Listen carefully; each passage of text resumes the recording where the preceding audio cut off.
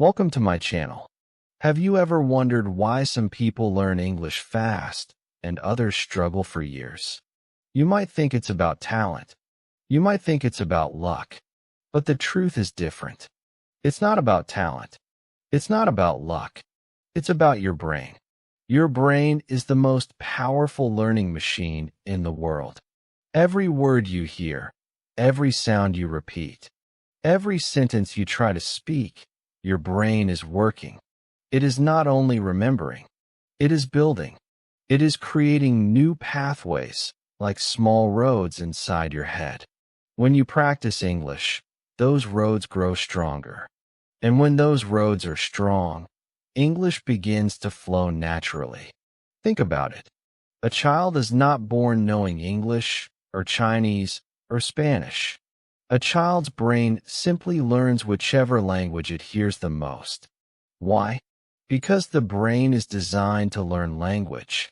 This means your brain can learn English too. No matter your age, no matter your past, your brain is ready to change. And here is the most exciting part. Science shows that learning English is not only about words and grammar. It is about how you train your brain. If you train it the right way, you can learn faster. You can remember more. You can speak with more confidence. This is what we call the neuroscience of English, the science of how your brain learns, remembers, and speaks a new language. So stay with me, because once you understand this, English learning will never feel the same again. You will see your brain in a new way. You will feel more powerful, more hopeful, and more ready to succeed. Chapter 1. The Brain and Language. A hidden power. Let me ask you a simple question. Have you ever thought about your brain as a language machine? Most people don't.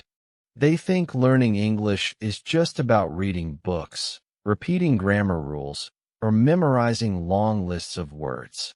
But here's the truth.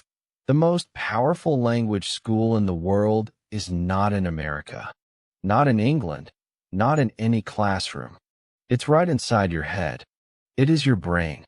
Your brain is the most advanced tool nature has ever created. It is faster than the best computer. It is smarter than any dictionary. It can learn one language, 2 languages, or even 10 languages if you train it the right way. The brain is not just a box of memory. It is a living, changing, and growing machine. And when it comes to learning English, the brain plays the biggest role of all. Now let me explain this in simple words. Inside your brain, there are special areas that help you with language. One of them is called Broca's area. This part of the brain helps you speak, form sentences, and control the muscles of your mouth when you talk. Another important part is called Wernicke's area. This area helps you understand what you hear. When someone speaks English to you, this area becomes active. These 2 areas, together with other parts of your brain, work like a team. They allow you to listen, to understand, and then to respond in English. Isn't that amazing? So, when you say to yourself, I am bad at English, or maybe I don't have the talent, stop for a moment. It's not about talent. Your brain already has the tools for language. It doesn't matter if your first language is Urdu, Spanish, Arabic, or Chinese. The same brain areas are there. They are ready for English too. The real question is this: are you using your brain the right way? Here is where the story gets interesting. English learning is not just about memory. Yes, you can memorize words, but memory alone is weak. If you don't use the words, they disappear. That's why so many learners say, I studied this word yesterday, but today I forgot. Do you know why this happens? Because the brain is not a simple notebook where you write something once and keep it forever. The brain is alive. It changes. It needs practice to grow stronger. Every time you practice English, something magical happens. Your brain grows new connections. Imagine a tree. When a tree is young, It has only a few roots. But as time goes on, the roots spread deeper and wider into the soil. These roots give the tree strength. Your brain works in the same way. Every English word you hear, every sentence you speak, is like growing a new root. The more you practice, the more roots your brain grows. These roots are called neural connections. And the stronger these connections are, the easier English becomes. This is the hidden power of your brain. It is not fixed. It is not closed. It is open and ready to build. Every practice session is like watering your language tree. The more water you give, the more connections grow. And one day, without even noticing, your tree is strong enough to stand by itself. That's when English starts to flow naturally. Now let me give you a powerful image. Think about the first time you rode a bicycle. At the beginning, it was difficult. You felt nervous. You lost balance. But after many tries, something happened. Your brain created new pathways. Suddenly, your body knew how to ride without thinking. The same thing happens with English. At first, it feels slow, heavy, and confusing. But with practice, your brain builds faster pathways. One day, you find yourself speaking without translating, without stopping.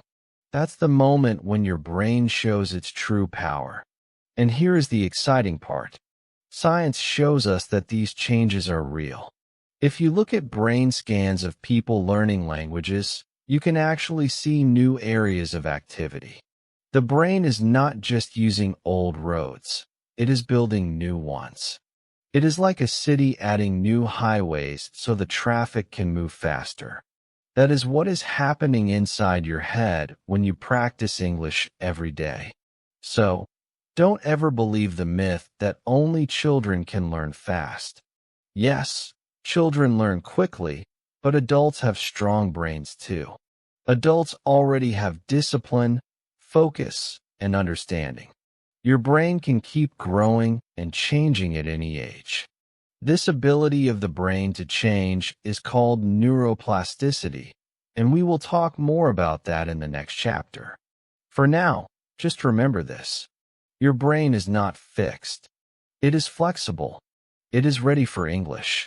But here's the secret you must know. If you don't practice, the connections get weak. Just like a tree without water, the roots begin to dry. This is why many learners study English for years but never feel fluent. They are not feeding their brain enough. They read once, they forget, and then they stop. But when you give your brain regular practice, even just 10 minutes a day, you are giving it water, light, and energy. Slowly, your English tree grows strong and unshakable. So now you know, English learning is not about talent or luck. It is about your brain. It is about creating and growing new connections. And the best part? You are the gardener. You control how strong your tree grows. You decide how many roots your brain will have for English. Stay with me, because in the next chapter, I will show you something even more exciting. How your brain can change shape and rewire itself completely. This is called neuroplasticity, and it is the biggest secret that will make you believe, yes, I can learn English. Chapter 2. Neuroplasticity. Your brain can change. There is a long word in science that many people find difficult to say. The word is neuroplasticity. Don't worry about the spelling. Don't worry about how big it sounds. I will explain it in the simplest way. Neuroplasticity means this. Your brain can change and adapt at any age. That's it. Your brain is not a hard rock. It is not fixed forever. It is soft, flexible, and ready to grow. This is very good news for English learners. Why? Because many people believe a big myth. I am too old to learn English. Maybe you have thought this too. Maybe someone told you that only children can learn languages fast. But science tells us something different. Your brain is learning all the time. Even now, as you listen and watch this video, your brain is creating new connections. It does not stop, not at age 20, not at age 40, not even at age 70. The brain is always changing. Think about it. Every time you remember a new word, every time you say a new sentence, your brain rewires itself. It makes new pathways, new connections. And these connections are not weak. They can become strong if you keep using them. This is the hidden gift of neuroplasticity. It is like your brain is always young inside, always ready to grow if you give it the right training. Let me share a powerful example. Imagine a person who has a stroke. A stroke is a brain injury that can make people lose their ability to speak. They may forget how to move their mouth, how to form words, even how to understand sentences. But here is the miracle. With practice and therapy, many of these patients learn to speak again. How is this possible? Because their brain changes. The old pathways may be damaged, but new ones are built. The brain adapts. It rewires itself. This is neuroplasticity in action. Now let's look at another example. Children. You have probably heard stories of kids who grow up speaking 2, 3, or even 4 languages. They move between languages like water flowing from one glass to another. Why? Because their brains are constantly building and rebuilding connections. Their brain is not special compared to yours. The only difference is that they use neuroplasticity every day without fear. They are not afraid of mistakes. They don't worry about grammar rules. They just play with the language, and the brain shapes itself around that play. Here is the spike moment I want you to remember. Your brain is not a rock. It is more like soft clay. You know clay, right? Artists use it to make pots, cups, statues. When clay is soft, you can shape it in any way. Every time you touch it, it changes form. Your brain is the same. Every English word you learn is like pressing your finger into the clay. It leaves a mark. Every sentence you practice shapes it a little more.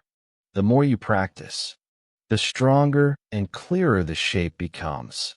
One day, the clay is no longer soft and random. It becomes a beautiful design. That design is your English ability. This means you are never too old, never too late, never too weak to learn. If stroke patients can rebuild speech after losing it, if children can pick up languages without fear, then you too can train your brain for English. All it takes is daily practice, small steps, and belief in the power of neuroplasticity. I want you to imagine your brain right now. Inside, there are billions of tiny cells called neurons. These neurons connect to each other like branches of a huge forest. When you practice English, you make those connections stronger. At first, it feels difficult, like walking through a new path in the forest. But every day you walk that path, it becomes easier. The grass gets pressed down. The road becomes clear. Soon, it becomes a strong, open road that your brain can use quickly. That is how English becomes natural. That is neuroplasticity at work. Now, let's destroy the myth once and for all. I'm too old. No, you're not too old. You are exactly the right age to learn. Maybe you will learn differently than a child, but you will also learn smarter. Adults have focus. Adults have experience. Adults can connect ideas. And science says the adult brain is still plastic, still able to change. The only time you cannot learn is if you stop believing in yourself. So here's the truth. If you are 18, your brain can change. If you are 30, your brain can change. If you are 50, your brain can change. Even if you are 70, your brain can still change. Every single day is a chance to reshape your clay. Every single word is a chance to grow your forest. Every single practice is a chance to water your English tree. This is why I want you to feel excited. The science is on your side. You don't have to be perfect. You don't have to be a genius. You only need to practice. Your brain will do the rest. It will change. It will adapt. It will surprise you with how much it can do. But now a question comes. If the brain is like clay, how do we shape it in the best way? How do we make sure our English tree grows fast and strong? How do we walk the forest path so clearly that we never forget the way? This is what we will explore in the next chapter. We will talk about memory, how the brain stores words, how it keeps them safe, and how you can train it to remember English forever. Chapter 3. Memory and English. How the brain stores words. Have you ever tried to learn a new English word today and then completely forgotten it tomorrow? Don't worry, you are not alone. This happens to almost every learner. The problem is not that your brain is weak. The problem is that you don't yet understand how memory works. Once you know the secret, learning English will become much easier. Let's start with something very simple. Your brain has two main kinds of memory: short-term memory and long-term memory. Short-term memory is like a small notepad. You write something on it, but it only stays there for a short time.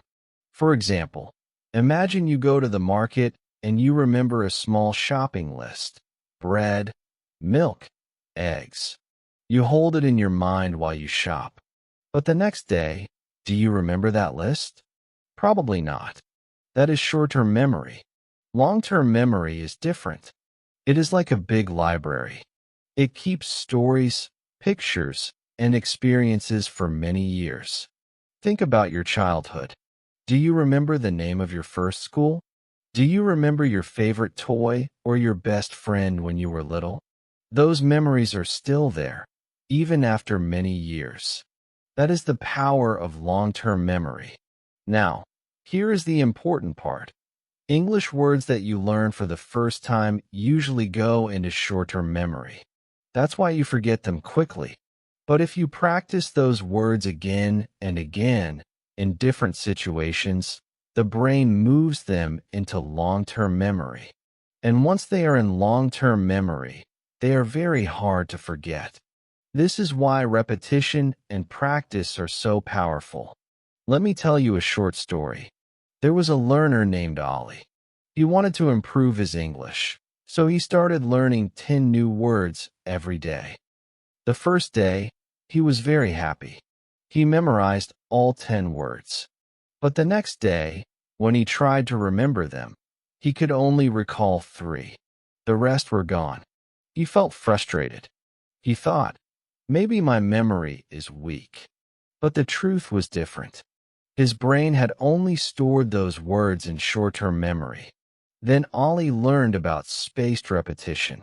Instead of just memorizing words once, he started reviewing them again and again, but with time gaps. He studied the words on the first day, then repeated them on the second day, again after 3 days, again after a week, and once more after a month. This time, something amazing happened. The words stayed in his mind. Even after a year, he could still remember them easily. Why? Because his brain had moved them into long-term memory. That is the real magic of practice. Now here comes the spike moment, the magic number. Scientists have studied memory for many years, and they discovered something interesting. For a new word to stick in your long-term memory, your brain needs to see it many times, not just once. Some studies say you need to see a new word at least 7 times, in different situations, before it becomes permanent. This means if you hear the word courage once, you may forget it. But if you hear it in a movie, read it in a book, say it in a sentence, write it in your notebook, and use it when talking to a friend, then your brain says, "Ah, This word is important. I will keep it forever. Think of your brain like a teacher. If you tell the teacher one time, this is important, the teacher might forget. But if you repeat it many times, the teacher writes it in the permanent book. That's what repetition does. It tells your brain, this word matters. Don't lose it. So the key is not just learning words. The key is reviewing them again and again. And here is the good news. You don't need to spend hours. Even short practice, done regularly, is enough to move words from short-term to long-term memory. Now, I want you to imagine your memory like a house. The front door is short-term memory. Words enter, but if you don't invite them in, they leave quickly. Long-term memory is the living room inside the house. The only way to bring words inside is to open the door many times, to show them that they are welcome. Repetition is like saying, come in, sit down, make yourself comfortable. That is how English words become a part of you. But here's the mistake many learners make. They try to memorize too many words at once, without review. This is like bringing hundreds of guests to your door, but never letting them sit down. Of course they leave. That's why it's better to learn fewer words, but practice them again and again. Quality is more powerful than quantity. So remember this. Your brain is not a weak notebook that loses information.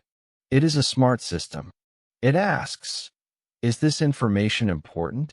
Should I keep it? And the only way to tell your brain, yes, keep it, is by repetition. Practice is the signal. The more times your brain sees a word, the more it understands that this word belongs in the long-term library. And now you may be asking yourself, okay, I understand how memory works. But how can I train my brain to remember words forever? Is there a method, a trick, a way to make learning English faster and easier? The answer is yes.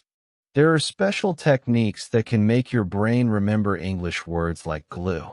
And in the next chapter, I will share them with you. I will show you how emotions can supercharge your memory, how feelings can turn English words into unforgettable experiences.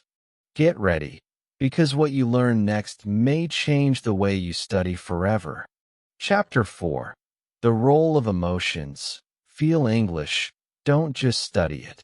Have you ever wondered why you can remember the lyrics of your favorite song, but you forget the vocabulary you studied yesterday? Or why you can repeat a funny line from a movie after hearing it once, but a grammar rule disappears from your mind after 1 week? The answer is simple: emotion. When you feel something, happiness, surprise, fear, even sadness, your brain remembers it more deeply. Think about it. Do you remember what you ate for breakfast last Monday? Probably not. But do you remember the happiest moment of your life?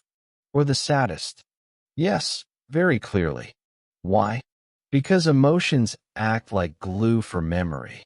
They make experiences stick. This is not magic. This is science. Inside your brain, there is a small but powerful part called the amygdala. The amygdala is your emotion center.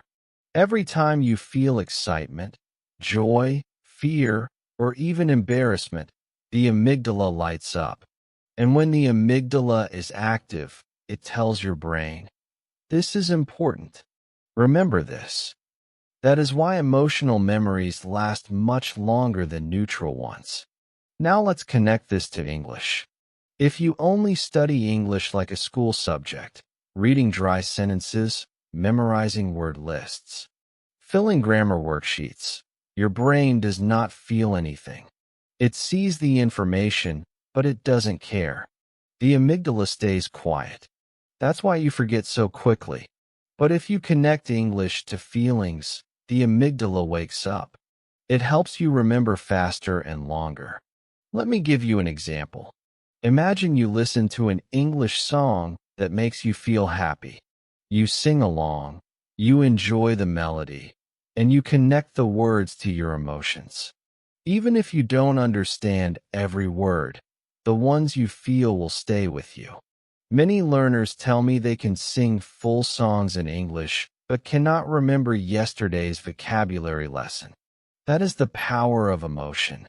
Another example, movies. How many times have you watched a movie, laughed at a funny scene, and later repeated the line perfectly? Maybe it was a joke, maybe it was a dramatic sentence. You didn't sit down to study it, but it entered your memory anyway. Why? Because you felt something. You were not just studying English, you were living it. So, how can you use this secret for your own learning? The answer is, attach feelings to English. Don't just look at words, make them part of your life. Here are a few simple ways. Use music. Listen to English songs that you enjoy. Sing along, even if you make mistakes. The rhythm and emotion will help you remember words naturally. Watch stories, movies, TV shows, short videos, anything that makes you laugh, cry, or feel excited. Connect the words to the emotions in the story. Have real conversations. When you talk to a friend, even if you are nervous, that emotion makes the moment memorable. You will remember the words you used in that conversation much longer than words you studied silently. Create your own stories. When you learn a new word, don't just write the meaning. Write a small, funny, or emotional sentence with it. For example, if the word is brave, don't just say brave equals not afraid. Say, I was brave when I spoke English in front of my teacher. Now you connect the word with a real emotion. Here comes the spike moment. Your amygdala is not your enemy. It is your secret tool. Many learners feel embarrassed or shy when speaking English. But do you know what? That nervous feeling can actually help you remember.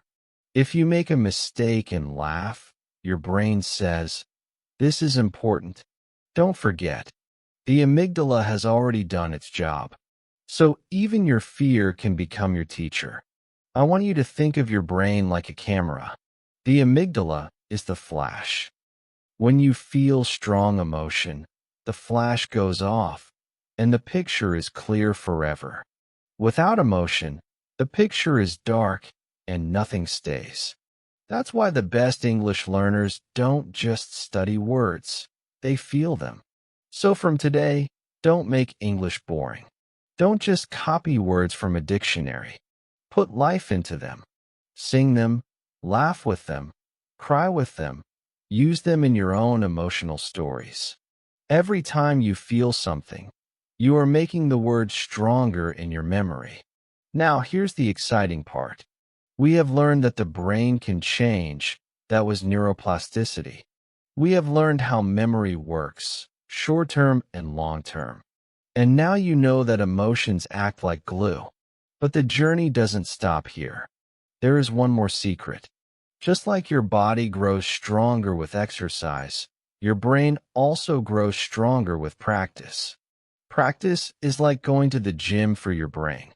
And in the next chapter, I will show you how repetition and daily practice can physically change the shape of your brain and make English smoother and faster. Get ready, because this is where the science becomes even more powerful. Chapter 5. Practice and the brain. Repetition builds strength. Let's imagine something simple. Think about going to the gym. On the first day, you lift a small weight. It feels heavy. Your muscles are weak. But if you go again the next day, and the next, slowly your muscles begin to grow. The weight that once felt heavy now feels easy. Why? Because your body changes with practice. The more you repeat and exercise, the stronger you become. Now here's the exciting part. Your brain works in the same way. Every time you practice English, it is like lifting a weight. At first, it feels heavy. Your tongue feels slow. Your mind feels tired. But if you repeat, and repeat, your brain becomes stronger. Speaking English becomes smoother. Understanding becomes faster. Just like your muscles grow with exercise, your brain grows with practice. Scientists discovered something amazing about this. Inside your brain, there are billions of connections between nerve cells. When you practice English, these connections send signals back and forth. At first, the signals are slow, like cars moving on a small road. But with repetition, something special happens. Your brain starts to wrap those signals in a protective coat called myelin. Now don't worry about the big word. I will explain it simply. Myelin is like a jacket around your brain's signals. Every time you practice, the jacket becomes thicker, and the thicker it gets, the faster and smoother the signals move. This means your English becomes quicker, more natural, and less effortful. At the beginning, speaking English feels like driving on a bumpy road. But with practice, myelin makes the road smooth and fast, like a highway. Here's a spike moment. The brain literally changes shape when you practice. This is not just a nice idea. It is proven by science. Brain scans of musicians, athletes, and language learners show clear differences. The areas they use most often become bigger and stronger. In other words, the brain is like clay. It reshapes itself with use. If you practice English daily, the areas for speaking, listening, and remembering actually grow. That is why practice is not optional. It is the fuel that transforms your brain. But here is where many learners make a mistake. They think, I will study for 2 or 3 hours on the weekend, and that will be enough. Sadly, this does not work. Imagine going to the gym only once a week for 3 hours. Will your muscles grow? No. They will feel sore, but they won't grow strong. Muscles grow with regular daily training, not big one-time efforts. The same is true for English. Your brain prefers small, daily practice. Even just 10 to 15 minutes every day is far more powerful than 2 hours once a week. Why? Because daily repetition keeps the signals active. It keeps building the myelin coat. It tells your brain, this is important, don't forget. If you wait too long between practice sessions, the brain weakens the connection. But if you feed it daily, the connection grows like a tree watered every day. So, here's my advice. Don't worry if you cannot study for hours. You don't need to. What matters is consistency. A few minutes of focused English practice every day will rewire your brain far more effectively than long, irregular study. Read a short story, speak to yourself in English, watch a small video clip, or write 3 sentences in a notebook. These micro-practices are like seeds. Each one grows roots. Over time, your English tree becomes tall and strong. Now, let me ask you something. Do you remember the first time you tried to speak English? Maybe you translated in your head from your own language. Maybe you felt slow and confused. That's normal. At the beginning, your brain uses old roads, translation roads. But with enough practice, repetition, and myelin, something incredible happens. Your brain builds direct roads for English. You start to think in English. This is the final and most powerful stage of learning. When you think in English, you no longer waste time translating word by word. Your brain works faster, like lightning. You respond naturally, without fear. And the amazing thing is, science shows bilingual brains, brains that can think in more than one language, are actually sharper, healthier, and even age more slowly. Your brain becomes not just stronger in English, but stronger in life. So let's put it all together. Practice is the gym for your brain. Repetition builds myelin, and myelin makes English faster and smoother. Brain scans prove your brain changes shape with practice, is better than long, rare sessions. And with enough repetition, your brain makes the final shift. It starts to think directly in English. Now that you know the power of practice, you are ready for the last secret. In the next chapter, we will talk about the final brain shift, how to stop translating and start thinking in English. This is the key that will unlock fluency, confidence, and freedom in your speaking. Chapter 6. Thinking in English, the final brain shift. Have you ever felt stuck when speaking English? You know the word in your own language, but then you stop. You try to translate it in your head. You think, you hesitate, and by the time you speak, the moment is gone. This is the hidden problem for many learners. Translation. Translation is slow. It is like trying to run a race while carrying a heavy backpack. Every word you translate takes extra time and energy. Your brain goes, idea, my language, English. That's 2 steps too many. And in a real conversation, 2 steps can feel like an eternity. But here is the exciting truth.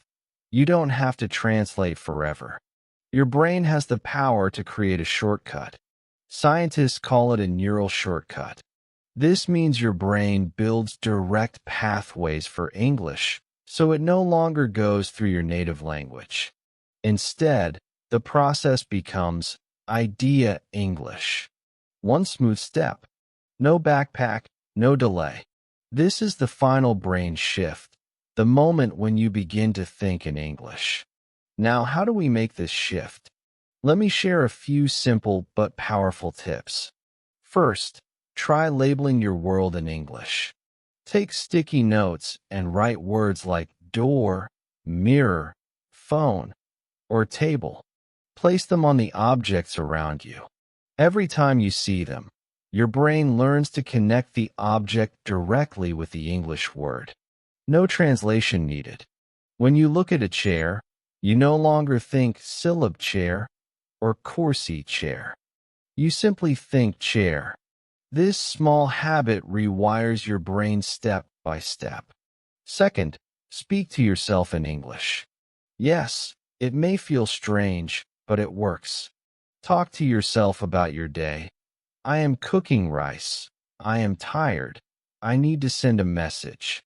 These little sentences create direct English roads in your brain.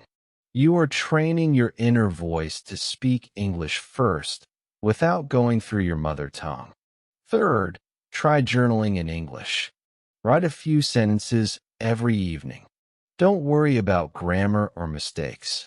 Just write your thoughts directly in English. For example, today I walked in the park. The sun was warm. I felt happy. When you write like this, you practice thinking directly in English. Over time, your writing and your inner voice will become natural. Here's the spike moment. Thinking in English doesn't just make you fluent. It actually makes your brain healthier. Science shows that bilingual brains are faster at solving problems, better at focusing, and even delay aging and memory loss.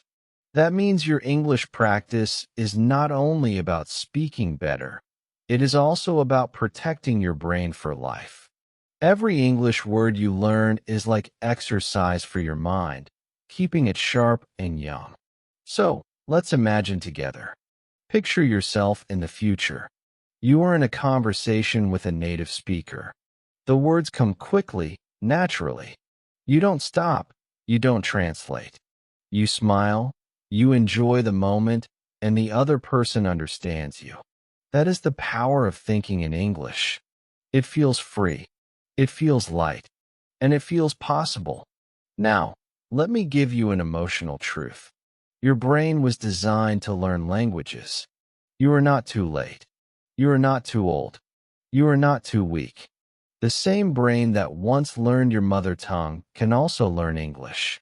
The difference is not talent, it is training. Every time you practice, label, speak, or write, you are reshaping your brain.